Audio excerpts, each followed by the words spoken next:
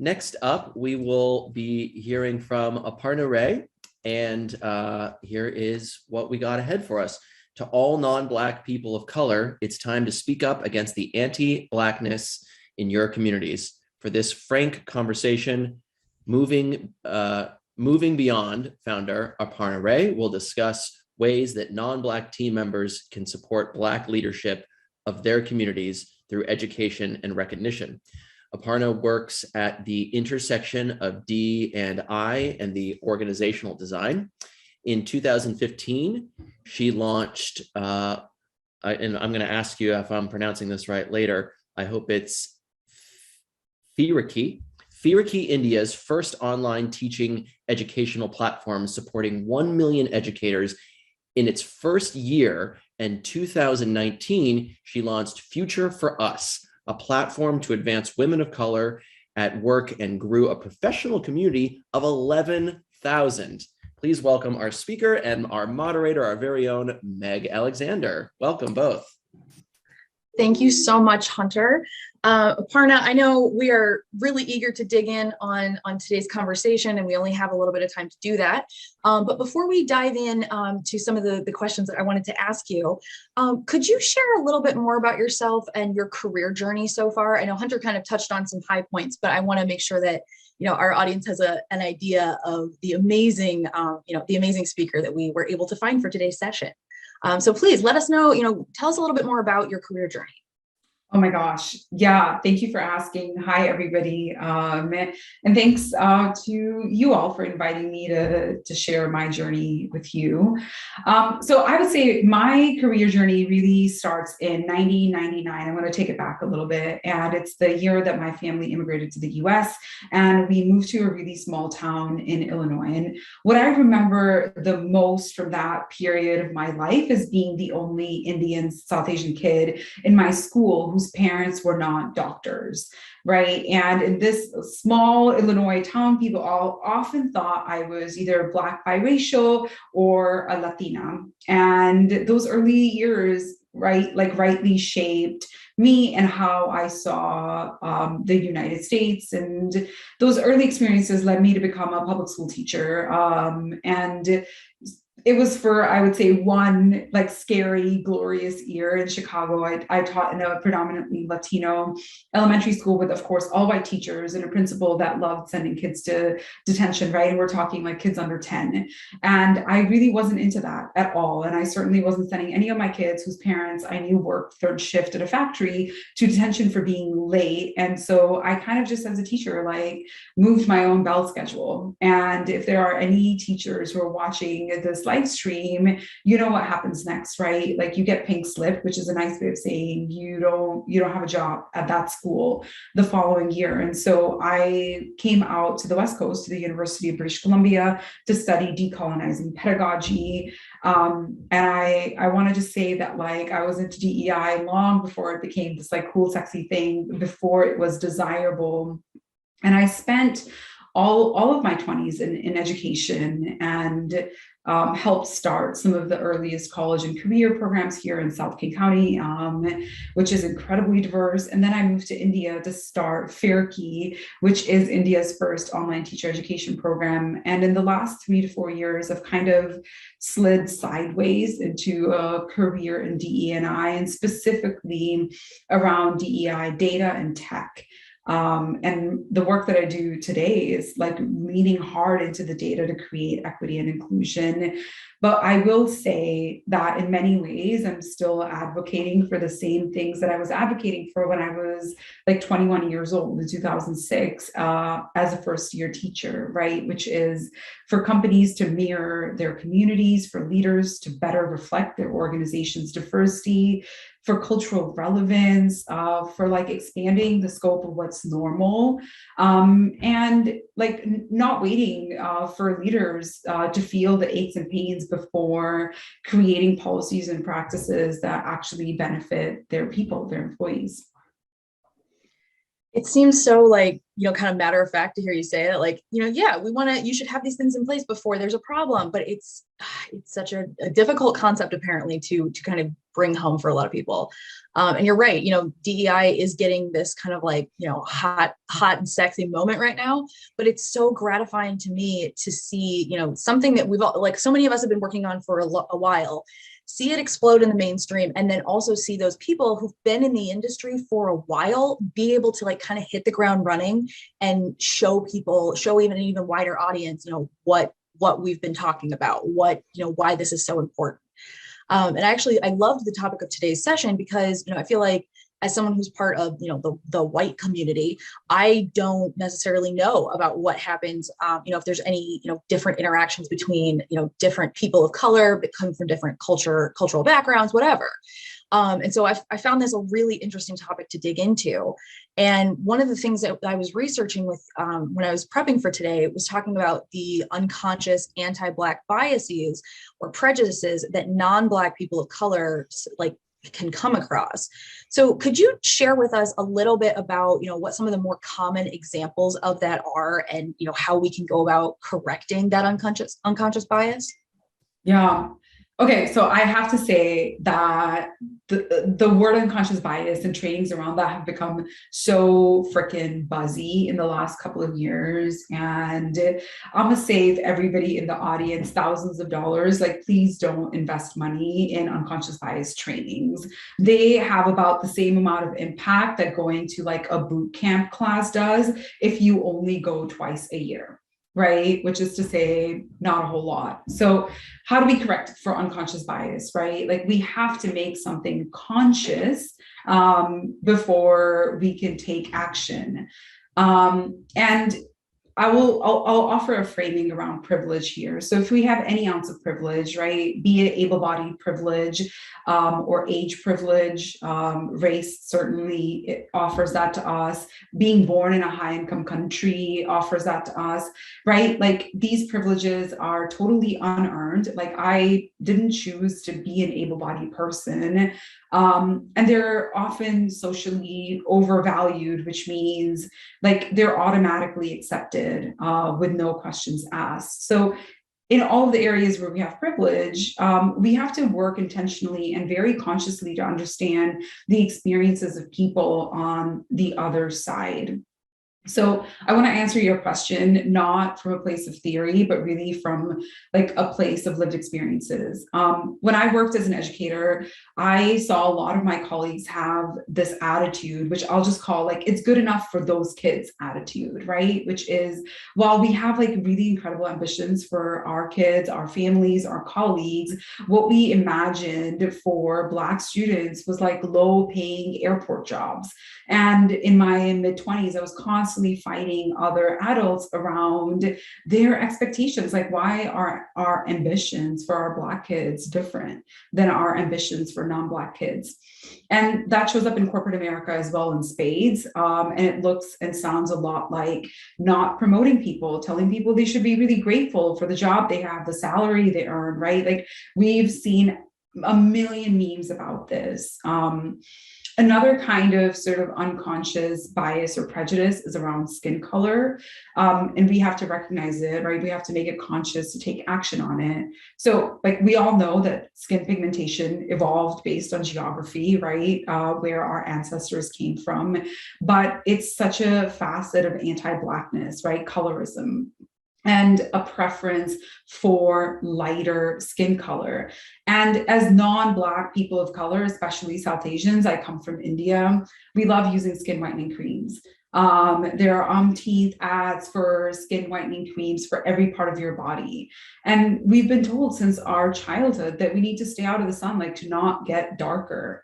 And the third thing that I'll say is like in men, and this is going to be like in many ways an extension of like the first two things, right? The attitudes that we have and this like colorism specifically is equating Blackness with a lack of skills or qualifications. It kind of makes me sad, Meg. I think that there hasn't been a single week in my career where someone hasn't said to me, hey, are we willing to sacrifice qualifications to bring in more diverse candidates, right? Or in the nonprofit world, I'll hear people say, well, our board is a fundraising board. So are we willing to bring in somebody who can't fundraise, right? And I'm sure you've heard this as well. And there's this assumption that someone who's Black lacks skills. And on the flip side of it, there is an assumption that white or white adjacent people like you and I, like we automatically are seen as credible, right? Like no one's assuming that we're less credible because of our skin color. And it really makes me think, as a person of color in America, like I'm South Asian. I grew up in a working class family. My parents were not part of my college education, the applying, the paying for it, none of it, right?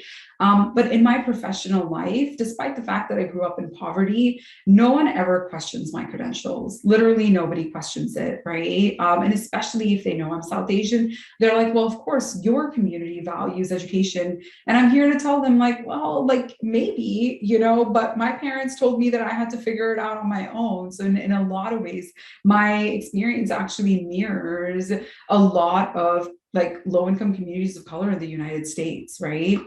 And so I think that we have to like work on extending the best assumptions to our Black colleagues. Like they are incredibly capable, they're incredibly smart, and research every year, like the McKinsey Women in the Workplace report says, Black women are the most ambitious, right? Black women are leading the charge in entrepreneurship.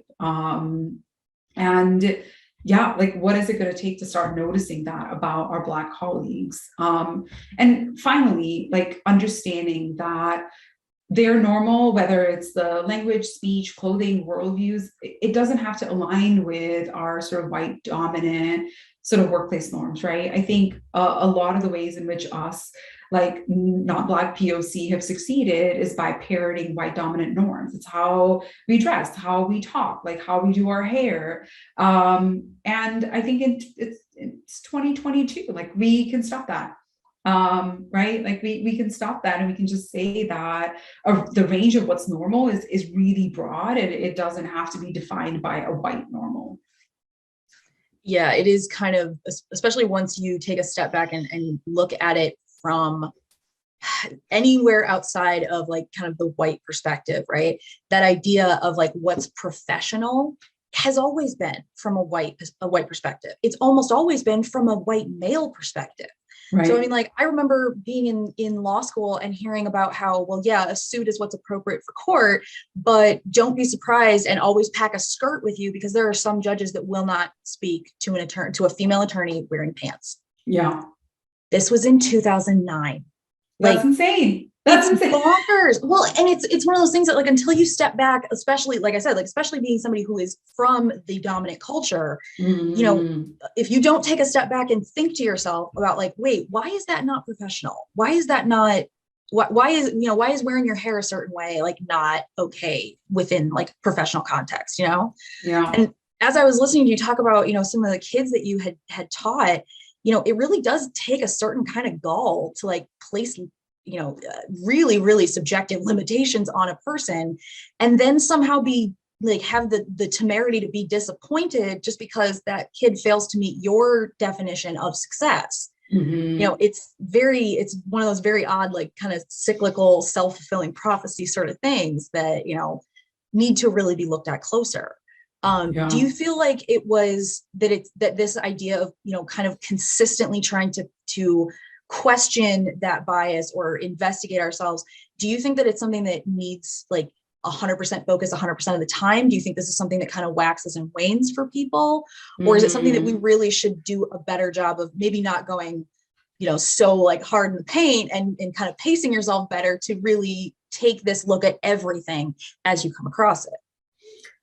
Oh, is it present? I feel like, so like in this like ladder of like paying attention, I would say many of us are in what is like called unconscious incompetence. I am not competent, but I don't even know that I'm not competent, right? And there are many aspects of our life where we have that, and not just in how we interact with people. And the next level up is conscious incompetence. And will be the first to say that I spend 90% of my life in conscious incompetence. Like, I know that I'm not doing something quite right. I can recognize it, but I don't yet know how to do it better. Right. I will definitely, living in Seattle, like going to work downtown, there are lots of times where I'll see a group of people walking towards me and cross the street, right? And just cross, like, I'll do it automatically. And then I have this moment of pause where I'm like, why the heck did I do that? Right? Like, there was actually no reason, but what I've now signaled to that other person is that they're not safe for me, right? That's the message that I've sent to them. And then there is unconscious competence. Like, unconscious competence is being multilingual, right? Is being able to code switch with your language. And just think about like how long it takes to achieve that level of fluency, unless you were born with it. Unless like your parents spoke different languages in the home. Like, imagine like that Spanish class in high school. Like, it takes work to become fluent. And so I think that some of it is giving ourselves a little bit of grace, but also like engaging as often as we can, right? No, I completely agree. It's one of those things that you have to think of it in terms of a marathon, not a sprint. Get very comfortable with being uncomfortable and being wrong, because you're gonna be wrong. But you're right. It is one of those things that, unconscious biases, like it's incredibly hard to know what you don't know. Yeah. And it feels like the more you dig into the DEI world, or into, these kinds of unconscious or conscious biases, it's almost like they start multiplying because you're looking at them, and it's like, no, they've been there all along. Yeah. You just weren't looking in the right place. You didn't have the perspective you have now. Mm-hmm. All right. So when we talk about non-Black people of color, the umbrella of these underrepresented communities doesn't really universalize the struggles specifically faced by the Black community. So if we want to be better support and better allies to the Black community and additional unrepresented groups, is there a situation where you have to be part of one team or part of the other? Is this a situation where, support is necessary from both sides? How do you see this? Oh my gosh. No, I don't think that we're picking teams, right? Yeah, I think it's, it needs to be said that there are things that separate the Black experience from the experience of other people of color. Like that I think is true. And even the Black experience is not a monolith, right? We have African Americans who are brought here without a choice, and we have people from different countries in Africa that have arrived as immigrants, like in the last couple of decades. And so I think, it's taken me a while to really wrap my head around this idea that like most African Americans, right, they didn't have a choice in coming to the United States. And they actually also don't have a place to go back to, right? Like, if I didn't want to live in the US anymore, I guess I could always go back to India, right? Like, that's my country of citizenship. Like, I would be welcome there. And so Black folks and Indigenous people, like, there are two groups that have this experience of the not having the choice of being here. Like, one group was already here and the other group was brought here. And just about the rest of us, right, including white folks, right, like Meg, including like your forefathers.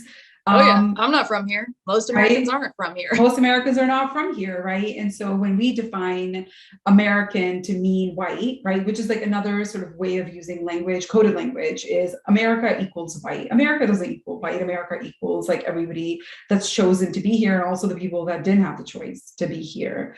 And so that acknowledgement, I think, is really important.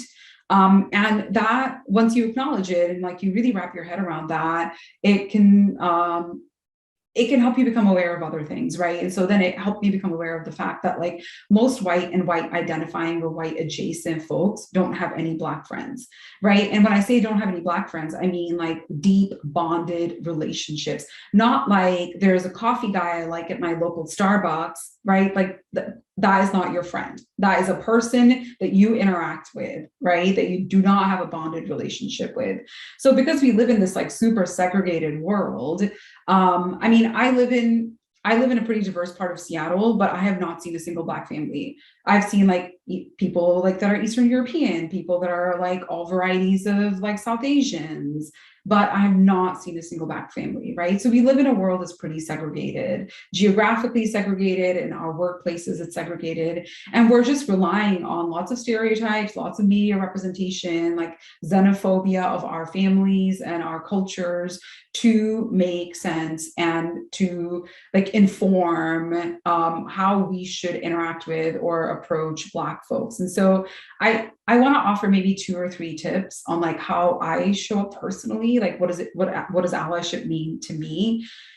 One is like, just believe your Black colleagues, right? Even if their experience of a person or the organization at large is different than yours, believe them. If they come to you and say, hey, so-and-so said a racist comment, like your response shouldn't be, well, I've never experienced Meg making any racist comments, right? Just like say, yeah, okay, well, tell me more. Like I wanna, and like you could even ask them like, well, how can I support you? What would make you feel supported in this moment? The second is impact versus intent. We tend to judge ourselves by our very best intentions, but we tend to judge others by what we experience, right? Which is their words, their behaviors, their actions. And it's called the action intention gap. And so it's helpful like to make sense of biases, right? Like in a world where you're like, well, my intention was really good, but this other person did this thing that like really harmed me or made me feel excluded. You're not a mind reader, like maybe they also have the best intentions. So I think just starting to become aware of how we're interacting and owning our impact. If somebody comes to me and says, hey, you did this thing that was deeply anti-Black, my job is not to say, no, well, my intention was really good. My job is to say, please help me understand so I don't step in it again, right? Or I don't step in this again. And then I would say becoming aware of similarity attraction bias in particular. We are drawn to people that are like us, right? Like there is so much research that shows us this. And more importantly, we tend to help people who look like us, right? So it isn't about a world where people are being malicious or denying helping somebody. No, we're just more likely to help somebody who looks like us. We're more likely to pick them for a really cool project or a stretch assignment or a promotion. And so I think that just, working really hard to understand, like, am I helping you because we have a lot in common, or am I helping you because you've met the criteria? And just, right, being in this iterative questioning relationships with ourselves. And like all of that to say is that like we need to move towards equity, which we know we don't have in workplaces and society at large. And equity isn't just like holding hands and like memes about abundance. It requires like a different sort of allocation of resources, like time and money both, to level the playing field. And I think a lot of times it looks like giving up a seat on a panel so that your Black colleague can like be heard, or giving up like a promotion or a board seat. And I know it sounds crazy because people will say, well, I've worked really hard for this. And to them, I'll say, well, so has this other person, but by virtue of their race and right, their skin color, they haven't gotten as far. So like equity is about like leveling the playing field and creating room for others. And I work damn hard to do that. Yeah. Well, thank you for breaking that down for us. And I completely, I can't nod my head enough. This is one of those things where when Powerfly first started having conversations, very, very, very frank conversations. I think it was in the couple of weeks after the murder of George Floyd. One of the things that came up a lot was like, okay, well, the face of our company is overwhelmingly white, middle class, and female. And so what can we do to better to like walk the walk that we're asking these other companies to do? And the first thing that came to my mind was, well, I'm not going to be hosting as many chats anymore. But that's not a bad thing, Yeah. just because like making room for someone else to succeed doesn't take you down a peg. So even if you're looking at it in the most selfish of terms, it's fine. You'll be fine. It's very important, like you said, to recognize whatever privilege we have. Everybody has some. It's just you may or may not know where yours is or where yours lies. So we only have 5 minutes left. I know we have to stay close to time. I don't think we've had any questions thus far, but if y'all have questions you'd like to ask of Aparna, please feel free. Let us know in the chat. We've got Power to Fly team members standing by. Until then, I just want to try and kind of get to some of these other questions we were asked. I want to dig in a little bit about your team at Moving Beyond. That is a really great example of an organization that is very diverse across racial, ethnic, gender, sexual orientation, and many other intersectional identities. Yeah. So can you tell us some more about the work that you've done to foster this inclusive workplace, and how can other leaders look to what you've done to replicate that success? Well, I'll be honest with you, like similarity attraction bias, right? It's true for us as well. Like I'm brown, and yeah, I've like hired Black and brown people in my company, and my company is small. We're, like just a handful of people. So it's been pretty easy at this stage. But I think that as companies grow, and Meg, the realization that you all had at Power to Fly, right? The thing that we do, and it's like what we live and breathe, is data. Data isn't just numbers, right? Like data can mean a lot of different things, but I think the best thing, honestly, the best thing leaders can do is collect the right kinds of data about their organization, about the experiences of people inside their organization, and use that to make decisions. Like we live in a world where we lead with a lot of sort of gut instincts, and my gut's not that great. Like that's the truth, like we work too damn much, like we are tired, and guess what, like our instincts aren't that great when that's our reality. But the other thing is, and we know this, right, like from research about gender dynamics, when there are maybe 20% of the room is female, male executives think that 50% of the room is female. And I think similarly, when there's like one person of color at the table, the organization's like, well, yeah, we've got representation, like look at this one person.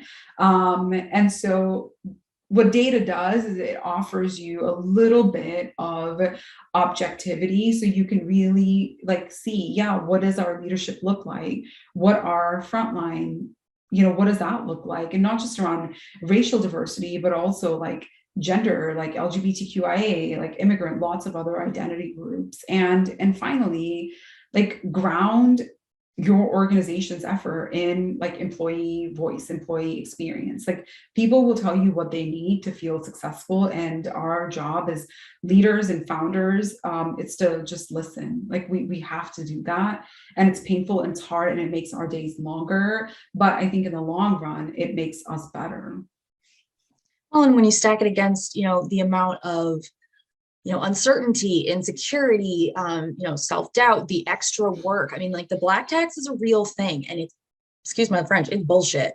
But like once you kind of start thinking about it in terms of, okay, look at all of these other situations and like just ridiculous hurdles that other people have to jump that you don't have to. Yeah. This is very small in comparison. You can handle this. This is something that is not only small, but it's necessary. You can't just have one group of people saying we need to be respected, we need to be equal. To make that happen, you need more people than just are in that group. And it's, yeah, you're right. It can get very draining, but it's just something that you got to do. All right, we have a minute left. I want to make sure we are cutting off on time to keep us on schedule here. But I know that our audience would really love to know more about you and help kind of support you in your endeavors. How can they connect with you? Yeah, I would say the best way is add me on LinkedIn and or Twitter or Instagram, and come chat with us if you're interested in thinking about how to use data to advance DE&I in your company, whether you're a team of 10 or a team of 10,000. Reach out. We would be super happy to help you. Awesome. Thank you. We did get a buzzer beater question in that's really great. So I'm going to forward it to you so we can kind of chat about it offline if you'd like. But Mhm. Marina had written in about asking about a polite way to correct a senior leader that keeps saying things like, we are diverse in meetings when it's not, it's the perception, it's not actually reality. Is this a situation where you think that data gathering would be helpful? Oh my gosh, I would right away ask them to show you the data and be like, hi, I'm really curious. Like, do we have data about the demographic makeup of our company?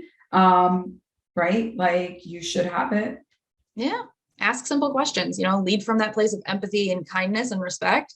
And it doesn't matter if that's not actually how you're feeling, but if you do lead that way, maybe you'll get a better answer out of your senior leadership. So, all right, Hunter, I'm going to turn the stage back over to you. Aparna, thank you so much for this conversation. This has been wonderful. I hope everybody enjoyed this as much as I did. And I cannot wait to chat with you again.